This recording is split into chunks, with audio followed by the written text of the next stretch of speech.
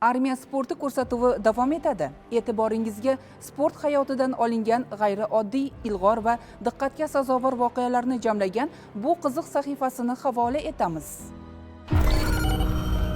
Oltin gol 1993-yildan 2004-yilgacha futbol bo'yicha play-off bosqichi o'yinlarida asosiy vaqt yakuniga yetganda durang natija qayd etilgan taqdirda g'olibni aniqlash maqsadida qo'llangan usuldir. Oltin gol atamasi va qoidasiga 1993-yilda FIFA tomonidan o'zgartirishlar kiritilgan. Qoidaga ko'ra uni qo'llash majburiy emas, xususan undan foydalanish bo'yicha qaror har bir chempionat doirasida alohida qabul qilingan.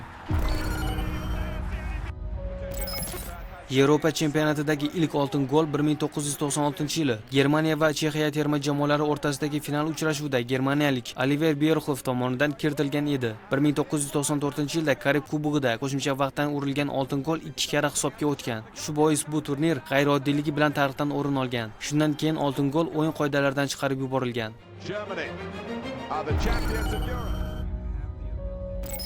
Kosmosda o'ynalgan birinchi sport turi bu golf bo'lgan. 1971-yilda Apollo 14 missiyasi davomida amerikalik astronavt Alan Shepard Oy yuzasida golf to'pini maxsus o'zgartirilgan tayoqcha bilan urgan. Bu tarixda kosmosda o'ynalgan birinchi sport o'yini sifatida qayd etilgan. Astronavt to'pni urganida sherigiga qarata uzoqqa uchganini ta'kidlagan, lekin aslida Oyda tortish kuchi past bo'lgani uchun to'p taxminan 30-40 metrga uchgan xolos. The whole room was pretty excited about it.